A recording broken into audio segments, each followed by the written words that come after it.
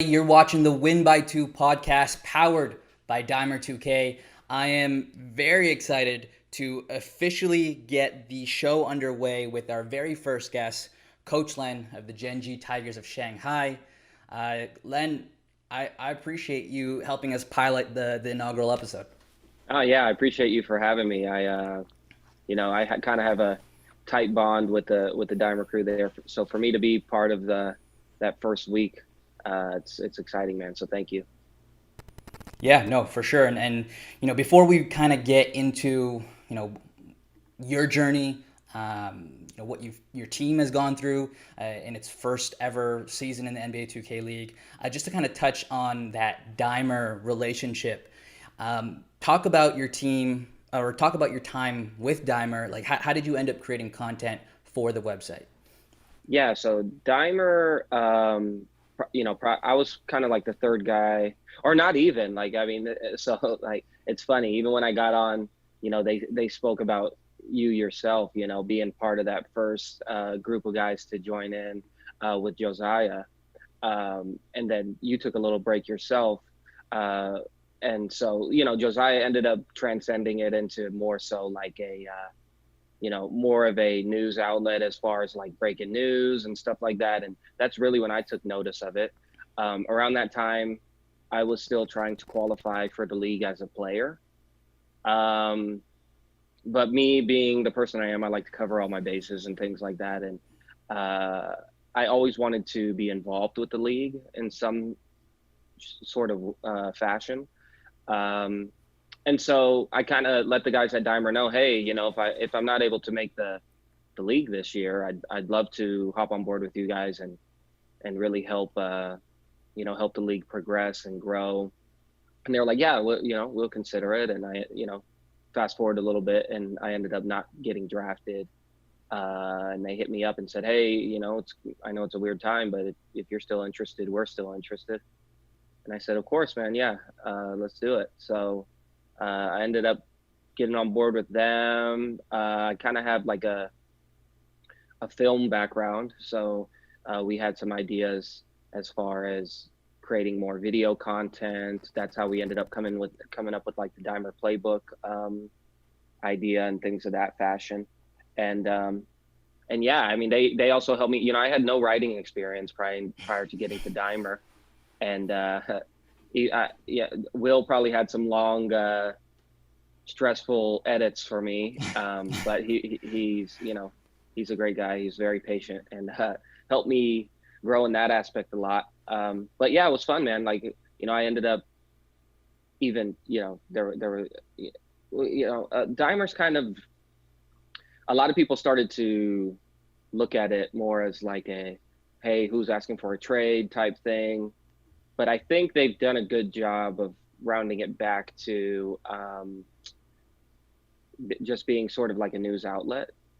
Obviously, there's no trades or anything going on in that, and I fully expect them to break that type of stuff. I think it's necessary, but I think we kind of got lost in it with me even there, trying to find like the breaking news or like the trade rumors and things of that sort. And I had my connections with that. I just wanted to help Josiah in those aspects. So I kind of adapted to that type of person who was really just willing to do any and everything for Dimer, and it was fun, man. I learned a lot from those guys, and we still keep in touch a lot. And yeah. Yeah, they're obviously extremely proud of you. For other, I know with you and you kind of described your background a little bit headed into Dimer, but for other content creators, regardless of affiliate, it doesn't have to be Dimer. What advice would you give to those trying to maybe get into the competitive 2K scene in terms of coverage, in terms of content? Yeah, I'd say the first thing is being open. Like I find that people they think there's a specific blueprint to doing things a certain way.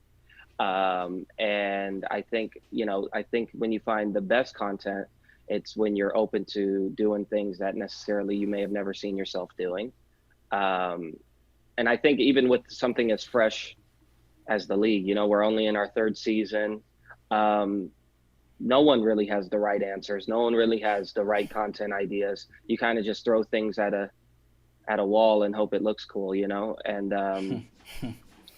and yeah, even for yourself, like I love the whole, film breakdown you're doing with the Raptors. Like I think that stuff is just, I love um, seeing different perspectives of like people's, breakdowns of what they see is happening. Like that's the stuff I really like. Like lists are cool, power rankings are cool. They're all necessary, but I think when you find, you know, things you can really voice your opinion on and give people perspective as to why things look a certain way, why the league is trending in a certain way.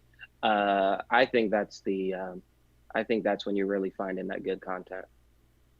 Right, that diversity of content, I think I agree with you, will kind of elevate the quality and progress the quality of the coverage that the 2K League gets. Yes, speaking of progression, you know, moving past Dimer, you eventually move into a front office or a coaching position. How did that opportunity come up with Gen.G, and just kind of talk about that process? Yeah, so I mean, as I was saying, I've always had aspirations of being a part of the league. Being with Dimer was really more so covering the league, and I was fine with it.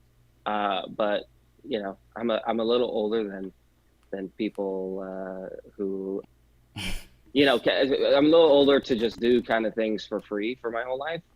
So I always had aspirations of you know finding some sort of career in the league, and so I was persistent and my efforts as far as like finding different ways to get inside, specifically the league. There was a couple other coaching opportunities that I interviewed for, made it to third, fourth stage, and then was declined. So I, at those times, I really felt like, oh man, I felt like this was a perfect opportunity. But once Gen.G was announced and I was able to really get in there and talk to the organization and everything, I knew just from jump that this would be the perfect opportunity for me. Just everything they were about, their whole vision for how they're trying to help the league grow. It's everything that I could ask for, and yeah, so ended up interviewing there. Ended up having to do a couple different ones, flying out to LA, talking face to face, and they called me and said, "Hey, you're our guy." So I was just, it was an ecstatic feeling for sure. Yeah, of course. Moving to, you get the job, you're part of this brand new franchise, and then you now have to tackle the draft and all the challenges that come with putting together an expansion team. What went into the thought process for you, and like, just basically, what was your approach behind the general makeup of the roster? Like, what did you want to accomplish? Um, I could act like I'm some sort of genius and I knew what it looked like prior to it happening. But with a draft, you kind of just you have an idea of how it's going to go. You have an idea of how you want it to go, and then there's how it goes, And so coming in, I know I definitely wanted guys who were talented. I wanted guys who could adapt, can adjust. Looking at the first two seasons, you saw meta changes, even from season one to season two, totally different games. From season two to season three, totally different games. I want guys who I could find, longevity in, and guys who could figure it out, game heads, as people in the community would call them. So that always off rip, that was really what I looked for in guys I was interviewing, guys I was scouting. Uh, but then I also wanted guys that I knew I could bring here, and guys who were willing to buy into a culture of trusting each other, a culture of pushing each other to get better. I think when you look at the best teams in this league throughout the history of it, as short as it is, you have that. You have guys who are willing to hold each other accountable. You have guys who are willing to trust each other. And I think we started off great with that. Turn Up, we selected him in the expansion draft. They selected him prior to hiring me, but even when they selected him, I'm like, man, that's such a great pick. He and I even have some history playing pro am together and stuff, and I Hmm. think Hmm. that's even carried over into our player coach relationship. Like, he's been a great leader, a great guy for us. Transitioning to a new organization, I don't think people realize how difficult it is going from one of the best teams in the league to then starting fresh and hoping that you can figure it out. And I say hoping because you don't really know the direction of the franchise when you first get picked there, um, and just hoping that it turns into what you've been a part of before. And we saw it season one from with Shots going to from Portland, one of the best teams in the league, to Atlanta, and we saw how that ended up going. Then you had Turnup, who went from the champions to one of the newer teams this year, and hoping that, hey, we can find that same type of brotherhood, same type of success as he found in Minnesota with that new team.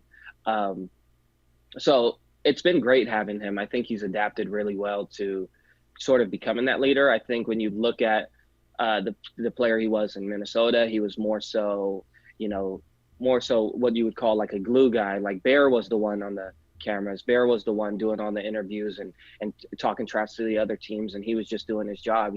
Whereas as his role with this team is similar to what Bear had to be. We have Kai as well, but with Kai being younger and Turnup being our only veteran, he's kind of had to really, there's been times where we were down, uh, against the Blazers last week. We had really good week of practice, and we wanted to sweep them. We knew we turned the corner, and then we go that first half and we're down 20 or down 17, and we're back to square one again. Like, we're doing stupid mistakes.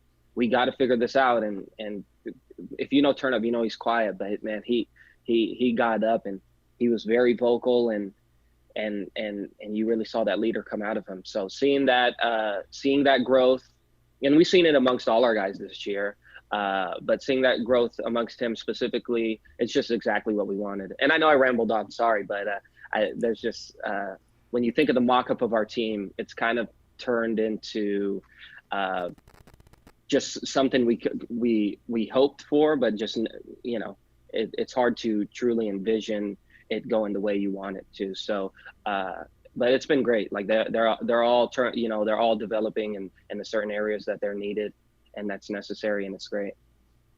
Yeah, dude. By all means, don't hesitate to ramble on. That was informative and really valuable for us.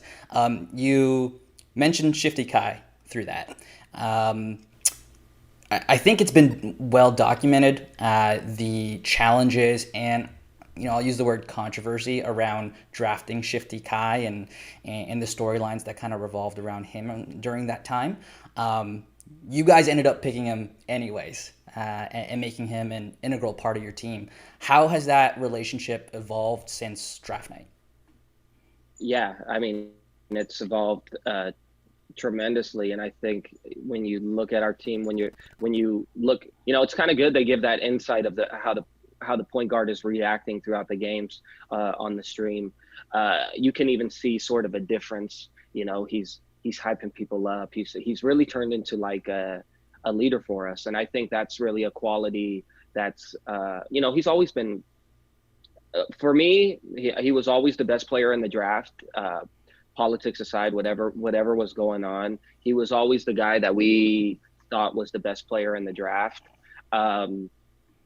So for him to fall to us, it was great. I'm not going to sit here and say we never had doubts of taking him. When it goes a certain way, like I said, I'm not perfect. I'm not some sort of crazy genius. You want it to work out, but as you're seeing, even in Toronto now, with the guy who didn't want to be there, they still brought him there, and how it ended up turning out, you never really know, right? So you kind of hope for the best, and you kind of believe in the qualities that you have around you as far as the organization, as far as your morals as a coach, right? And really believing in getting a guy to believe in the organization, believe in himself as a leader, and really focusing on that throughout the time being here.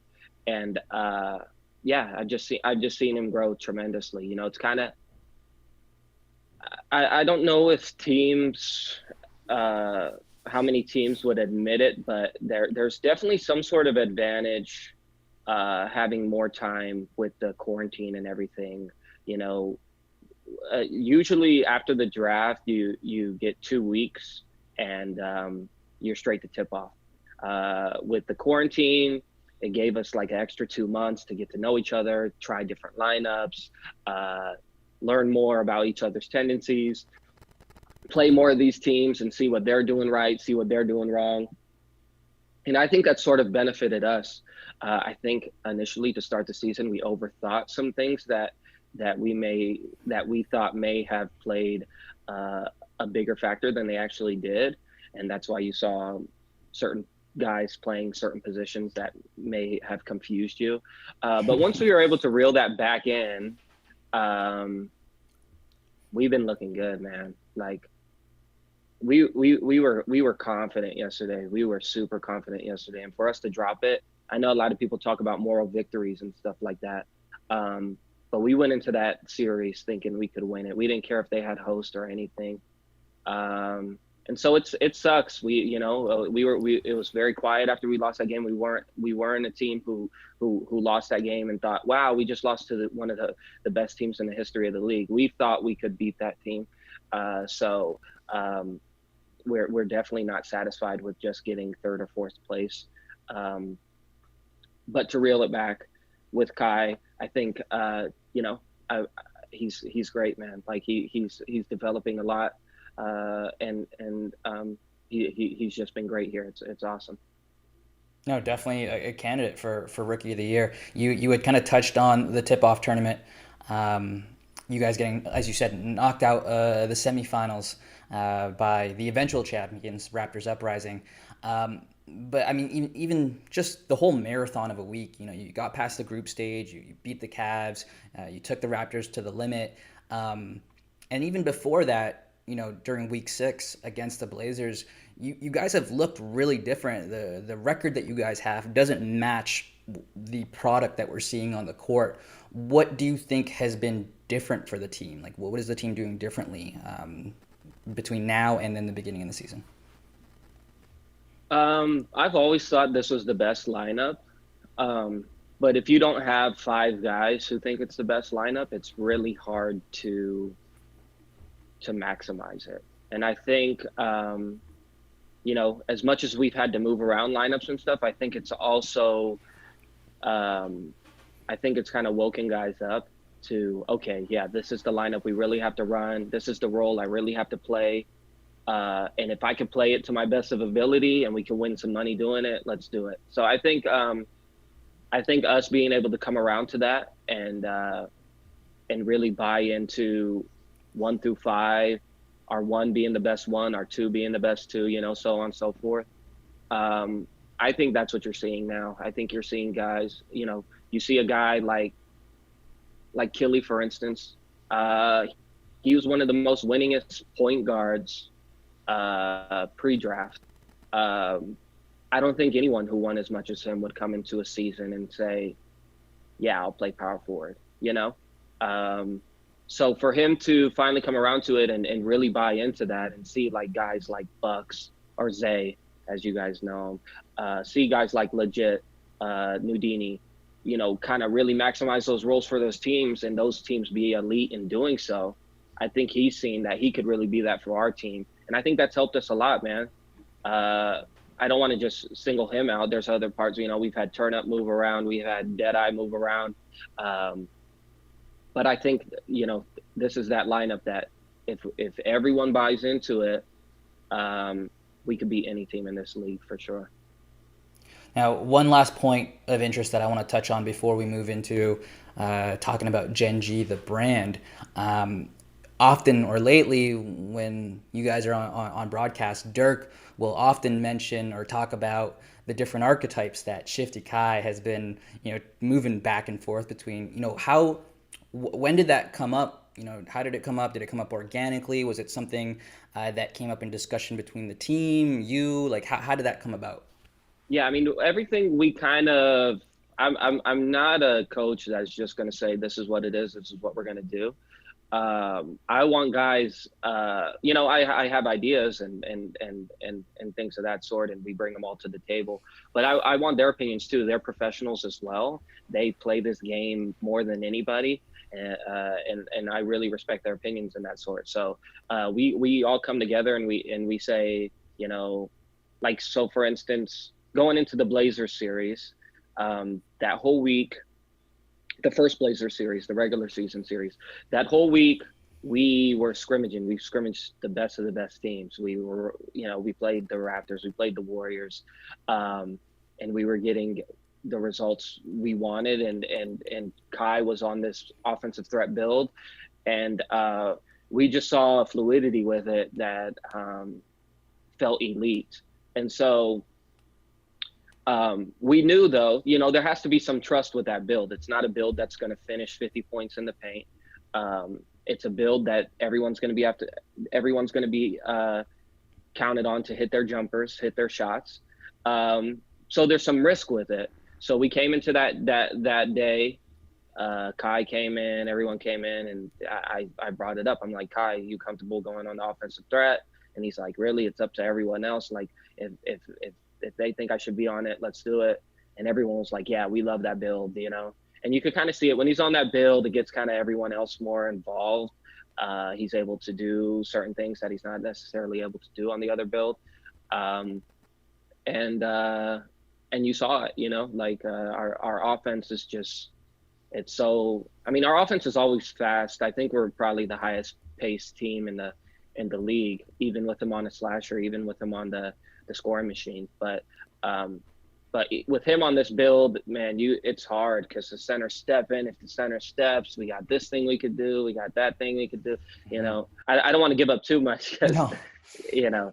but there's just so much we can do with it. I think we overthink a little bit as far as, like you saw yesterday. He went from scoring machine to offensive threat to scoring machine.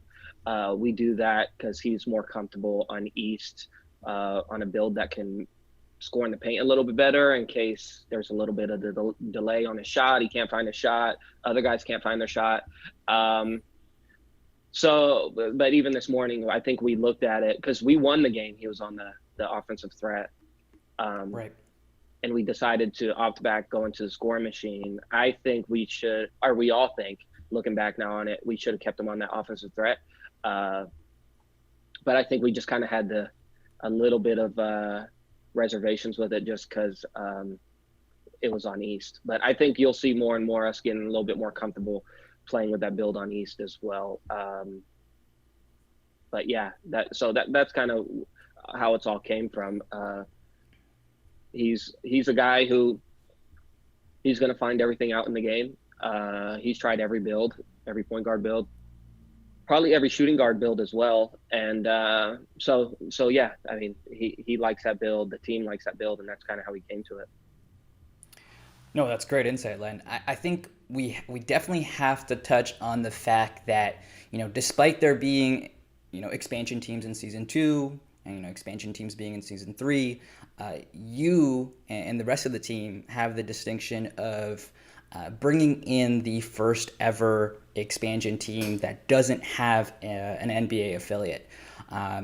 Obviously being Gen.G. What's it like being the head coach of the first international franchise in the 2K League?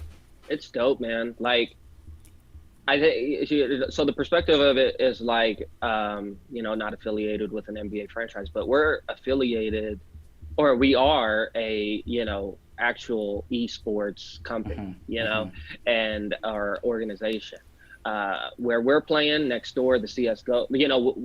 We may be in a regular season game in our room, while the CS:GO team's in a tournament in the room next door. So Really? we're like in a facility that's just engulfed in gaming, and I think that's been an experience as well. It's really cool seeing what esports has become. It's really cool seeing how much gaming has become a career possibility just for so many people, and so to be a part of that's been pretty amazing.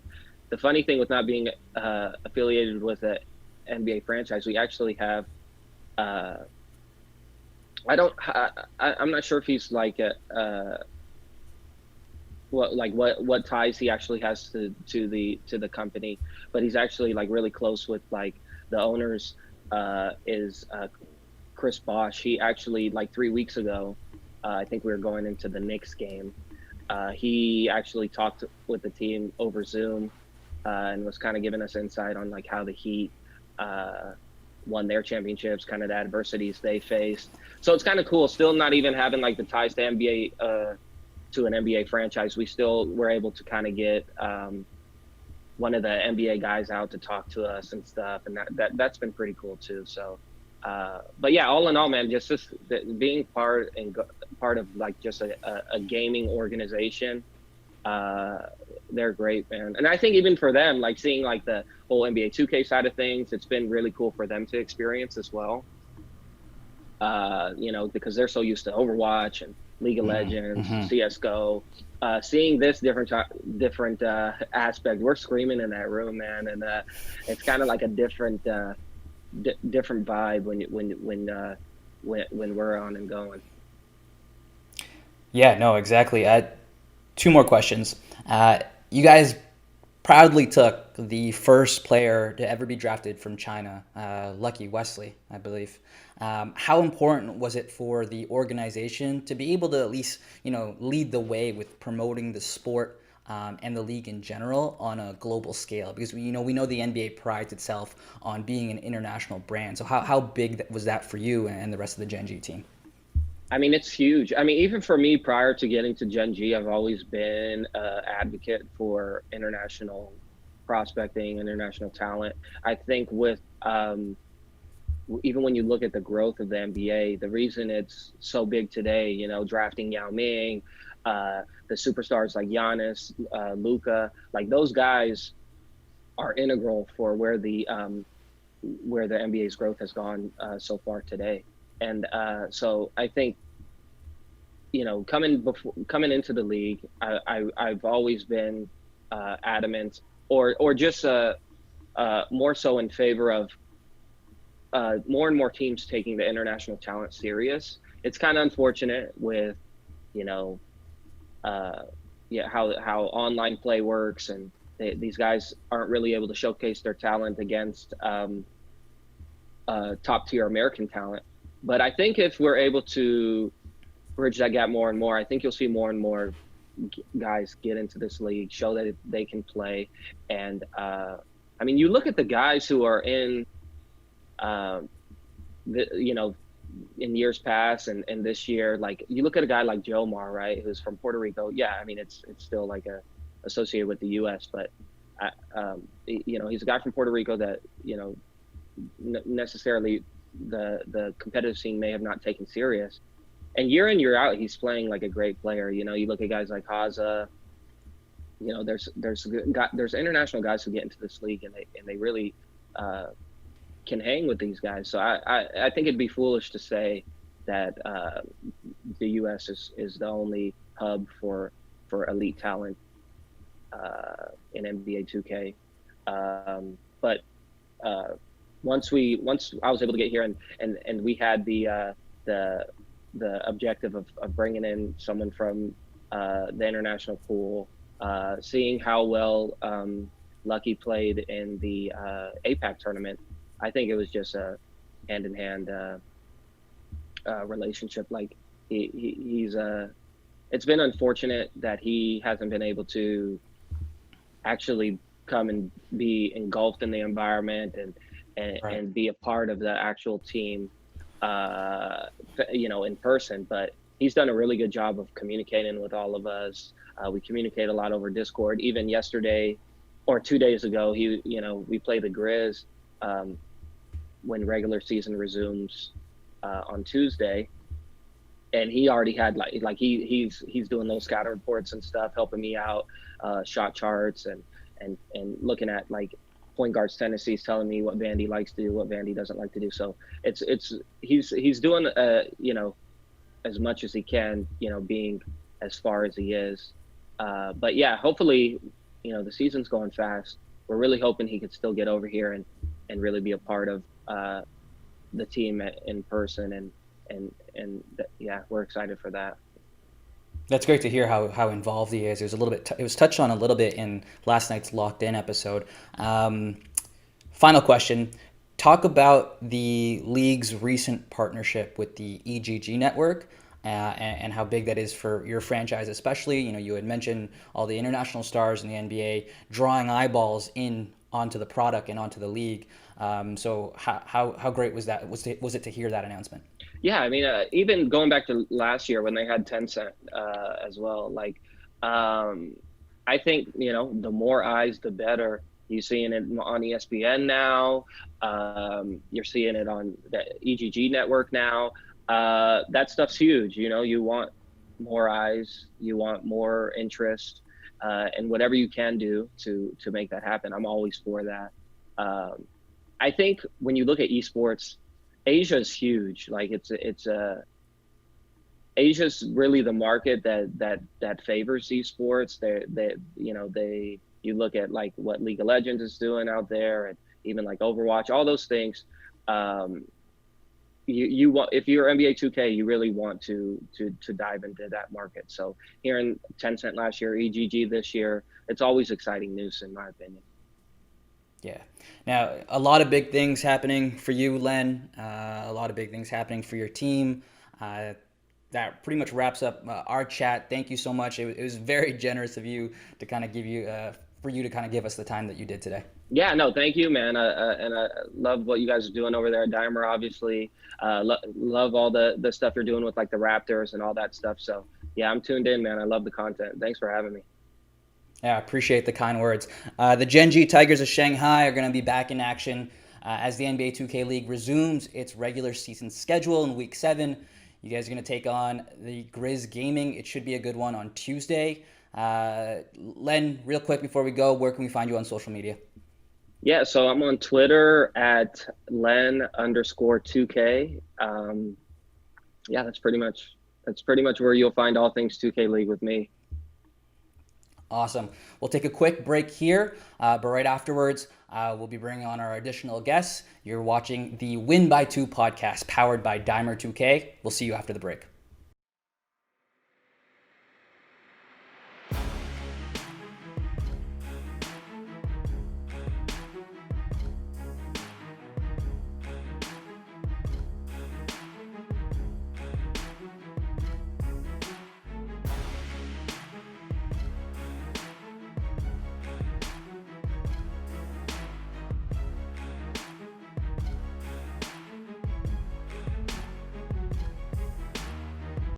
Welcome back, everybody. You're listening to the Win by 2 podcast, powered by Dimer 2K. I am your host, Christian Charisma. A quick thanks to Coach Len of Gen.G for stopping by to help us usher in this new show. Up next, I have Lucas Seehafer.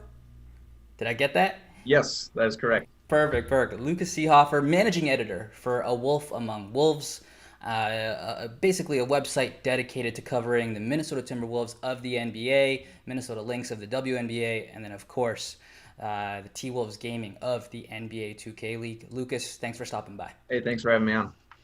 Perfect. Let's just kind of switch gears here for a second and talk NBA ball. You had a chance recently to speak with Josh Okogie, the young, super long, and athletic guard out of Georgia Tech. Talk a little bit about his involvement with the local organization there, Change Starts With Me. Yeah, so as I'm sure everyone's well aware, with the killing of George Floyd at the hands of the Minneapolis police, Minneapolis in general, and kind of the surrounding community, suburbs and whatnot, have really been in a state of unrest and healing. And one of the people that's really stepped up in the community to try and help everybody else, rebuild, continue with that healing process, has been Timberwolves guard Josh Okogie. I met up with him the other day at it was essentially a food drive and a essential items drive. and just spoke to him about what it means for him to be involved with the community.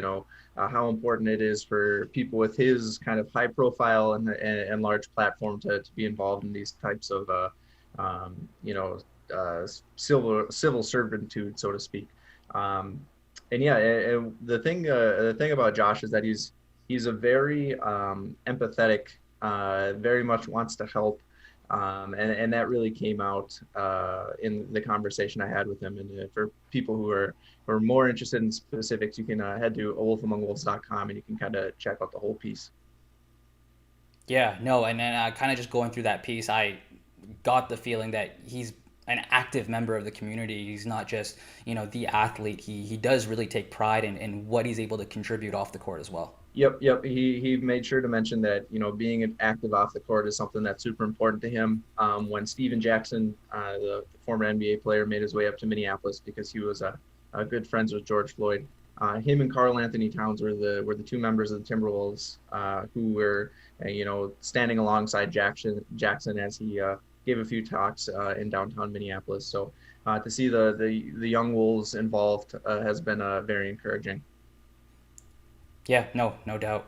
Obviously, after finishing with a record of 19-45, I believe, Minnesota's season unfortunately came to an end once the NBA announced its plan to return to action in late July there in Florida.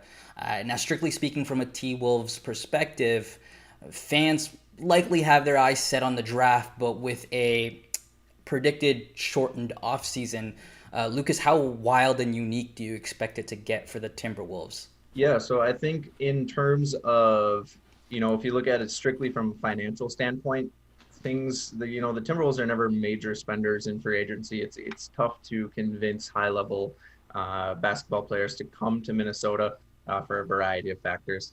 However, if you look at the kind of the track record of the Timberwolves' new president, or relatively new president of basketball operations, Gerson Rosas.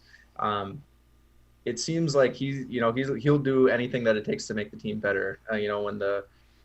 When he took over last June, he came in promising that he was going to be aggressive and he was going to be willing to make moves and do whatever it takes to make the Timberwolves better. And by the end of the 2019-20 season, only two of the players who were on the roster at the beginning of the season were left around, and that was Karl Anthony Towns and Okogie.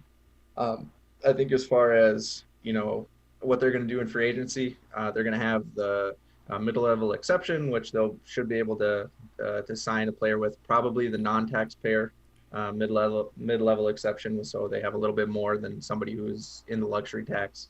They'll probably re-sign two guys that they picked up from the Denver Nuggets in a trade deadline deal in Malik Beasley and Juancho Hernan-Gomez.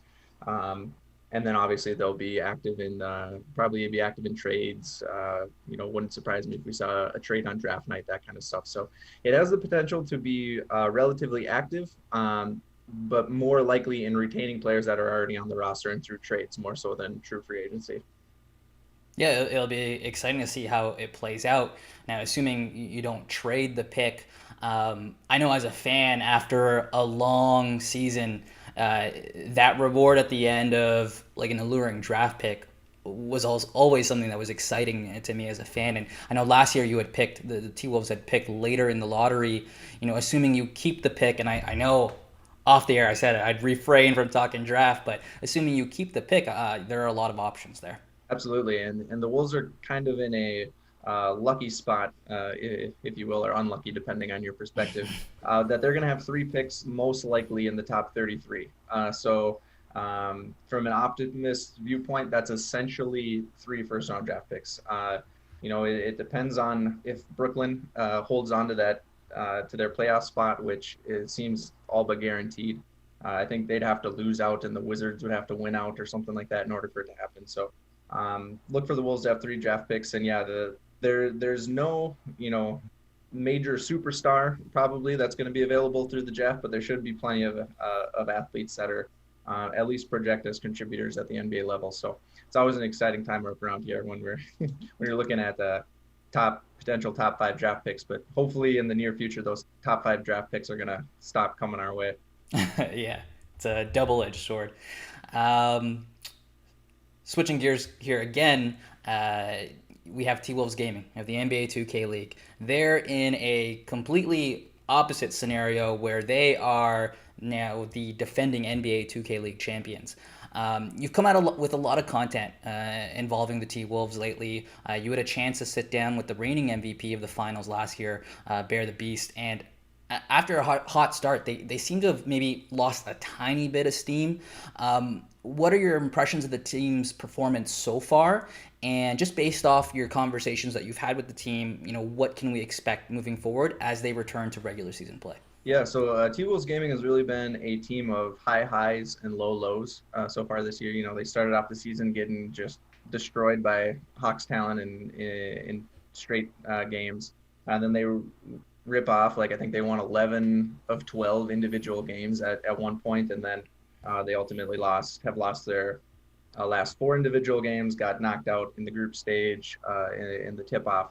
I think when T-Wolves Gaming are clicking on all levels, and by that I mean they're making lots of three-pointers, they're winning the turnover battle. With Feast, they're obviously always going to be right there in the rebounding battle. When they're doing those things, you could make the argument that they're still a top 2 or 3 team in the NBA 2K League. The issue for them so far is that when those things aren't clicking on all cylinders, they seem to tank pretty quickly. Over the last few games, J Money has kind of been, and Bear the Beast have been struggling from three. Bear the Beast has kind of been struggling with turnovers a little bit lately. So if they come out of this 1 week break after the tournament, they come back out and they start shooting more connecting on more threes, hanging onto the ball, I think they'll end up doing a lot better. As far as adjustments I think the team is going to make, I think we already kind of saw that with the tip-off tournament where they swapped out JoJo for Detoxes, and then kind of shifted everyone down a position. So JoJo was a shooting guard, and then we had J Money at the 3, and Big Saint, who's really come on of late, both on the offensive, defensive end of the court at the 4. So I think the Wolves have the offense to keep up with anybody in the league. It's just really, can they take care of the ball? Can they play defense? Can they make their threes? Yeah, exactly. And just kind of knowing the 2K League and what the T-Wolves were able to do last year, you can never really count them out. They can struggle and just kind of be in a scenario where they're finding themselves for most of the season. And then just like in the NBA, if you're clicking at the right moment, it can all fall into place. Exactly. And the way I look at it is kind of like Major League Baseball. On any given night, any team can beat any team, but generally speaking, the best teams will win out in over the course of series. I think the Wolves are a playoff team. I think they could be dangerous in the playoffs. It's just, being more consistent. Yeah. Now, final question. Though the league is still new, only 3 seasons in, you did publish some data on a Wolf Among Wolves.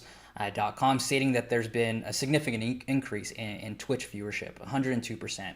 What do you think has been the reason for that growth? I think it's a couple of things. I think it would be foolish not to mention the lack of sports, just in general, being a factor that people want to, they just want some semblance of sports, and then the NBA 2K League is able to provide that. I also think that the NBA 2K League, the overall product is very similar to what people would expect in an actual game of NBA basketball. A lot of the things that make you successful in the 2K League, we've already talked about shooting threes, limiting turnovers, getting rebounds.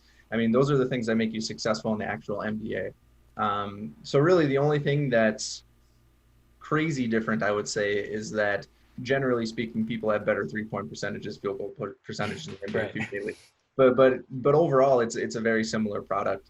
And then also just esports, they're just going to continue to grow. It's one of those things where, kind of like YouTube back in the day where it started off as a somewhat small platform and then it just exploded. I think Twitch is going to, it's kind of in the same process where people like watching people play video games. And if you can make the league compelling and if you can build it around, people and stars that are compelling, like Bear the Beast, like Mama I'm That Man, like Kenny Got Work. Like if you can build the league around those players, people are going to flock to them just because they're interesting people to watch and they're interesting people to listen to. Yeah, just like its parent organization, the NBA is driven by stars, so I totally agree. With that said, Lucas, thank you for stopping by. Obviously, for anyone that's listening, check out awolfamongwolves.com for your latest news, features, and just basically a great source for anything related to the Minnesota Timberwolves, T-Wolves Gaming, and of course the Minnesota Lynx. Lucas, where can we find you on social media? Yeah, so you can find me on Twitter at Seehafer underscore. That's SEEHAFER underscore. And then you can follow A Wolf Among Wolves at AWAW blog. Perfect. I'd love for you to kind of come back on again. Maybe we can talk more T-Wolves Gaming and more Timberwolves ball. Yeah, I'd love to be back whenever you'll have me. You're listening to the Win by 2 podcast powered by DIMER 2K.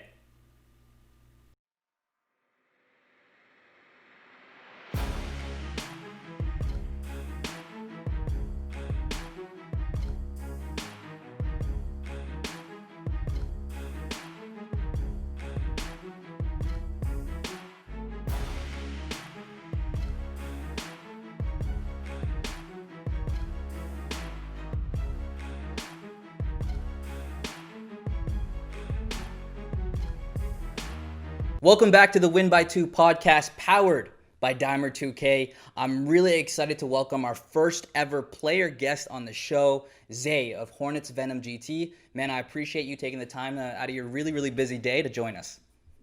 Hey, man, I appreciate you guys having me for the inaugural episode, man. It really means a lot. Now, the moment I knew, Zay, that we had to have you on the show for the first episode is when I was just scrolling through my Twitter feed and I stumbled onto Mama's Freak Show for the first time. And you were one of the guests that were brought on. And you know he likes to bait people on the show, but you handled yourself really, really well. And when you had gotten off, I remember specifically Mama saying it looks like Zay's been PR trained and he's been trained well. Yeah, man. I mean, look, like I said, the Hornets organization, they've done a great job with the PR, right? I took in a lot of info that they can give me and, just having fun with it at the end of the day, right? It's all about, content. And so just trying to show off that, hey, you can do a little bit of both. You can have the content and also show like, yeah, I can, I know the limits, right? You can know the limits of every situation. Exactly. Now, getting into it, I know, like by now your fans know your story.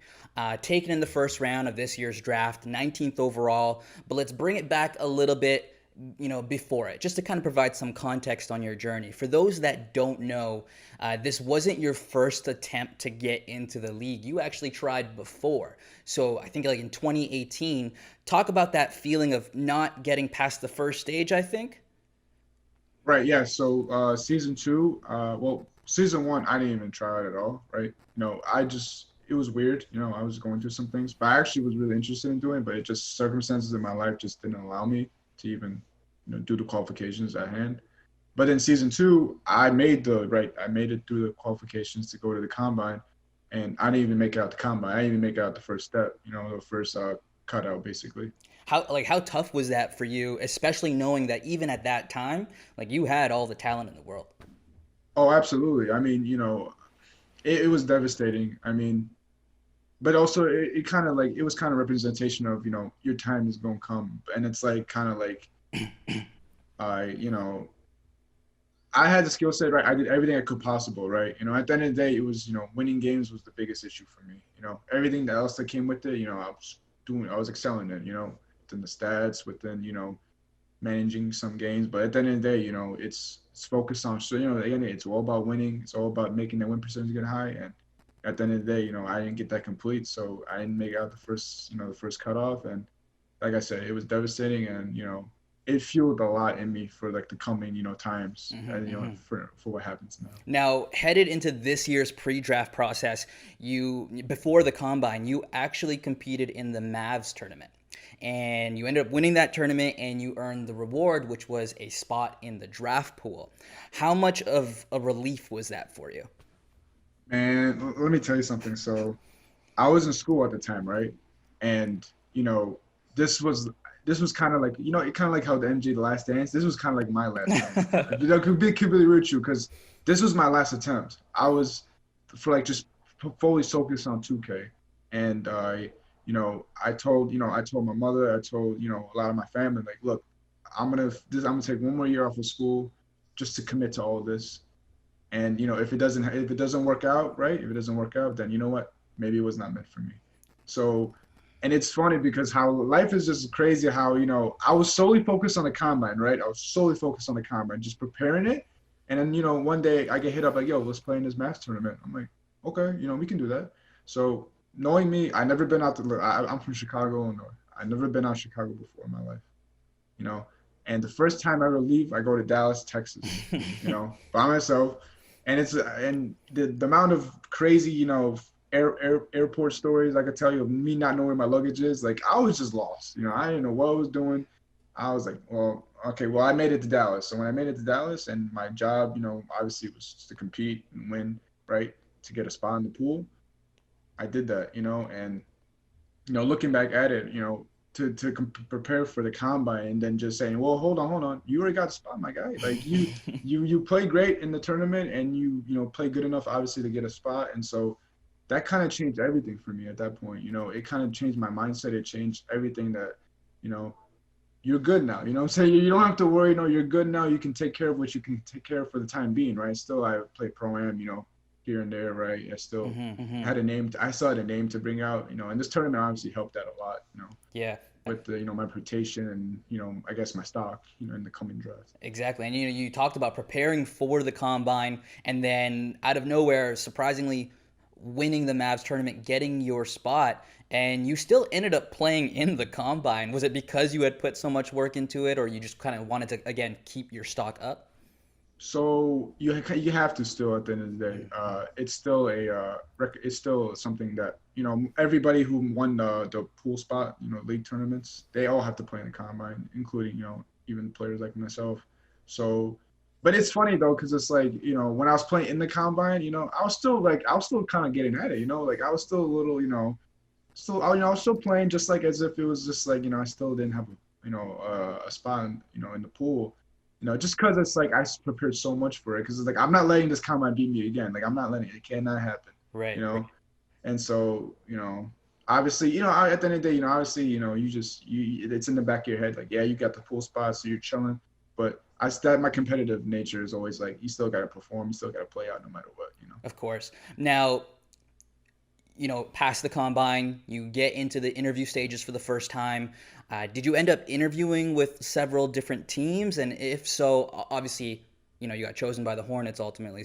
Spoiler alert. Yeah, and so I have no issue saying, I got interviewed by, I'm pretty sure it was over 12 teams. It was a decent amount of teams that kind of knew, who I was, and what I could bring to the table. So it was a blessing, right? It was obviously, it was real nice to see a lot of teams interested, and it was just going through the process was just, it was awesome too. Exactly for someone who didn't make it, and someone who, and I can speak for other people too, right? That just who were new to this, the whole interview, setting up times, talking with people, just getting to know them. At the end of the day, you're getting to know the 2K League family and the personalities that come with it. And so for me doing that, I got more pleasure in getting to know the guys, over, just potentially being, part of the team, right? Because it's like, not, you only can get drafted to one team, right? So it's like, for the most part, you're really just getting to know these guys, and it's been awesome, meeting all the guys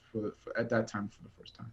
Right. Now, can you tell us, did you walk away from like any interviews feeling like, oh man, like, this might be the team. I might get picked up by this, this Yeah, I franchise mean, franchise. I got no issue. So Hornets obviously were one of them, right?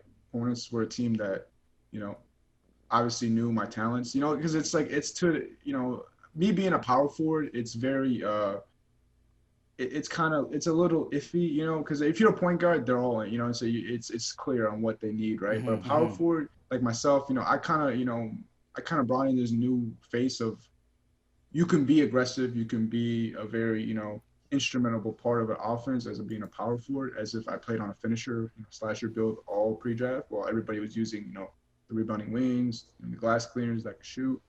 And a lot of teams were kind of, speaking on that, like, yo, what's it like, can you be a part of the offense? What is your focus on defense? And, at the end of the day, defense was my only focus. That's how I was known. Offense was just something I always worked on.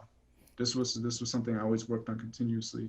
And so, a lot of teams, kind of question that. They're like, oh, how would you feel if maybe, you weren't getting the ball that much? or how would you feel if you were one of the main players or you got the most shot attempts? They kind of threw a lot of things at me, and I'll just name a couple teams that just kind of knew me the best. It was the Warriors, Hornets, Gen.G, and and I, and that's about it. I think those are the fair groups of teams I'd say knew me the best. Right, And right. it could be because of players that they played on, players on that team. It could be obviously the management itself, the GMs, coach that obviously tuned in a lot and knew who I was coming into this. I really wanted to know who I am and what I could bring to the table. Now, I'm glad you brought up your playing style, trying to show everyone that you can do more at that 4 spot. I'm hoping I can bring up this graphic on the screen, but in response to another Twitter user, you actually tweeted, average power forwards are 3 and D,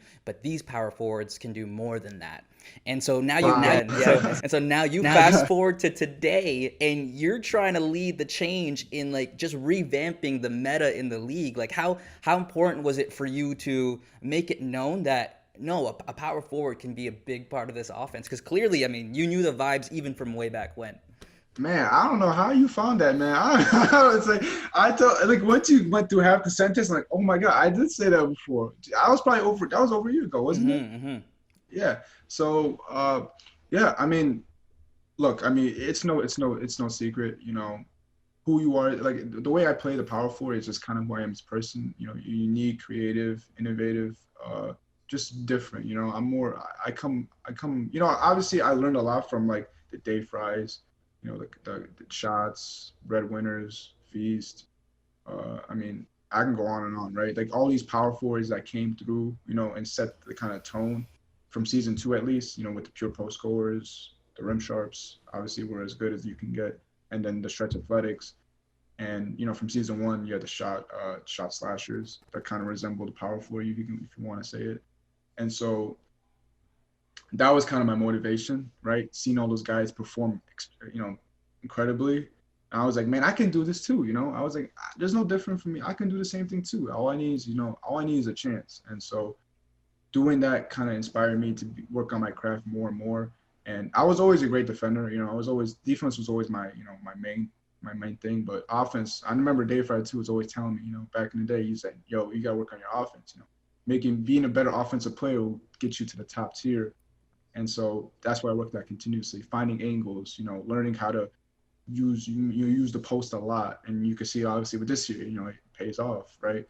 And just finding, like I said, finding the angles, knowing when to use a specific move, when to hop step, when to reverse layup, when to do a post up versus a post fade, shimmy fade, my move. Yeah. And just like all those things, I said this before, when you work hard, and you don't just wake up doing this. I continuously work every single day in scrims, practices, and just test things out.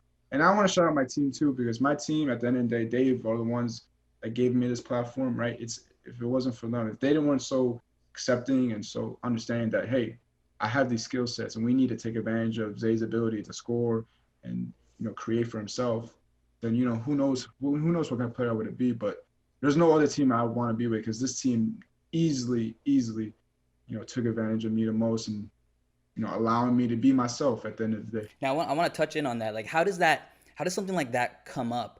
Because I know in your first game against the Cavs, you looked comfortable putting up double-digit shot attempts. And so, was this something you brought up to Coach Wes and Nacho, or did they bring it up to you? Like, how did that all come up as you guys are trying to put together your game plan headed into the season?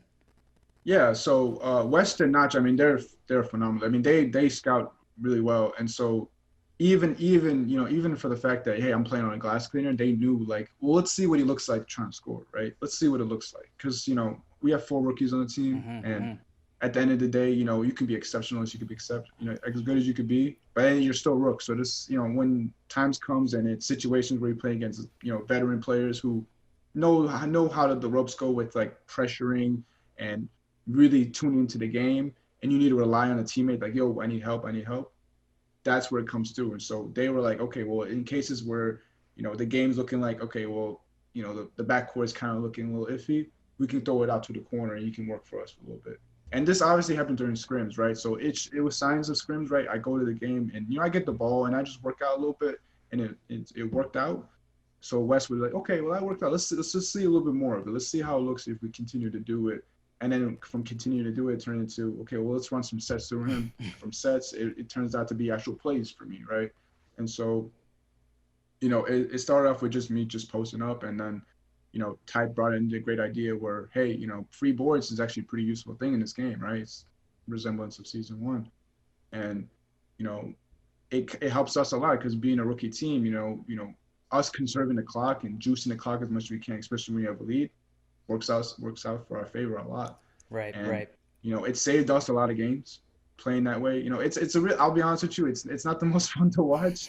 At the end of the day, just shooting up frees and wasting clock, but we want to do whatever we can to win the game, right? And if my jersey is called to say, hey, we need you to do this, that, and third, and I'm all for it, because at the end of the day, all I care about is winning and just succeeding as overall as a team. Right. Now, switching gears a little bit before we wrap up, I know you're a big Jay-Z fan. You're a big Nas fan. You like Kendrick Lamar. Like, what influence did these guys have on you growing up? And what songs are you listening to pregame? Like, what's on your playlist? So growing up, I kind of grew up a little. I grew up a little bit fast. I kind of had to, be the man, not so and so in the house. I kind of had to do a lot of things early when I was like 14, 15, 16. And I don't know, like it just that my mature nature of like just who I was.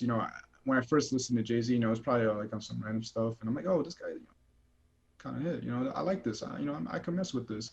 And so, overall, I always listen to it. So Nas, you're talking about, you know, like all the great songs and inspirations that he says from his own like coming up, right? Obviously influenced me a lot. Just like that being the lyricist, and someone who's very passionate about, himself, the world and everything around it. And same with Hove, he's someone that, kind of started up the generation that came through for these new artists, these new coming artists like J. Cole's, Lamar's, and such like that.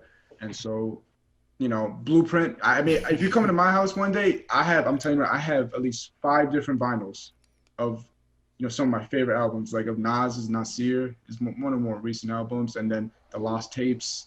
Then you have Jay-Z's, In My Lifetime, and then you have the Blueprint, my overall favorite album of all time, the OG Blueprint.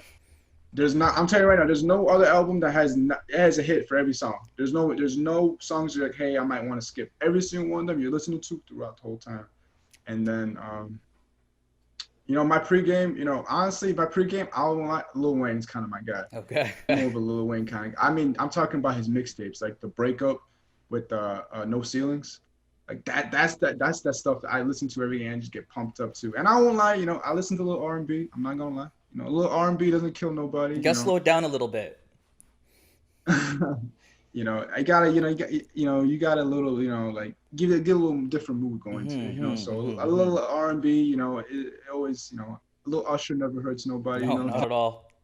Yeah, so that's that's the kind of stuff I like to listen to, and as to why I listen to those guys. I'm from Chicago. I don't, you're supposed to, where you're from is kind of what you're supposed to listen to, but in my heart, music wise, New York is like, that's all I listen to at the end of the day. Right. Now, before we let you go, Zay, let's talk a little bit about your team, the Hornets Venom. You guys are sitting at 5-2, with your only losses coming to the Raptors and the Wizards. What's the mindset of your team headed into Week 7 as we get past the tip-off tournament? Yeah. So first, pretty much first half of the season, it went pretty well. I mean, I won't be too hard on myself. We lost to the two, arguably top 3 teams in the league, and so it hurts because one of them was a game 3 against the Raptors that we could have adjusted very well, and then kind of came out with a little more better game plan. And then the Wizards, I mean, both. I mean, I'm talking about. I mean, you've seen with the tip off. I mean, those are gritty guys. All those Wizards players are gritty, and it got dirty. Those games, and I love it and I hate it at the same time. And so, I don't hang my head too low on those losses, but overall we've had a pretty great season so far. A lot of we've shocked a lot of people at the end of the day. A lot of people didn't really people expected us to be pretty good, but not like this though. And second half of the season we're looking just to keep pushing that momentum. We have a tough matchup coming up. Really I'm pretty sure it's on Tuesday. We have the Jazz. We're looking really good right now, and so once we get through, these couple tough teams, we just find our groove, finding, we kind of have our identity at this point, but we just want to, implement more, and then, kind of conserve a playoff spot because we've always believed we're a team that's going to make playoffs and make a lot of noise, and so we're doing a little bit of that, but you know, we still got a lot of work on, and we still have a lot to prove at the end of the day. Right. Well, regardless, you guys deserve all the success you guys have coming to you. Zay, where can our listeners find you on social media? Okay, so on Twitter, I'm at ZayBucks, just ZAEBUCKS, and same thing on Instagram. Follow me both on there. Perfect. Again, Zay, thank you for coming onto the show, and congratulations, man, on getting drafted and getting an opportunity to live out your dream. Yeah, man. I mean, I'm never gonna take advantage of it. Take this for granted. This is. I hope anybody who's willing to succeed in becoming this gets to this because this is once in a lifetime. Exactly, yeah. So right after this quick break, we'll wrap everything up on the very first episode of the Win by 2 podcast, powered by DIMER 2K.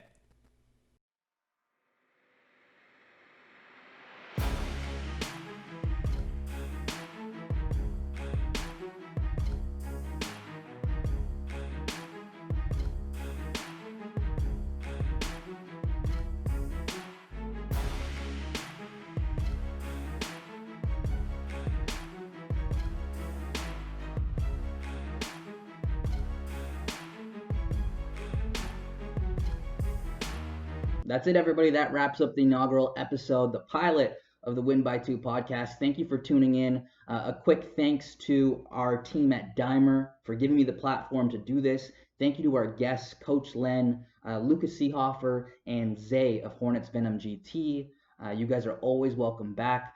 Good luck the rest of the way. You guys can follow this brand on YouTube, subscribe on YouTube, like, comment, follow us on Twitter and Instagram at @OneOnOneChris. And then again, search Win by 2 podcast on Spotify as well as Apple Podcasts. I will see you guys next week.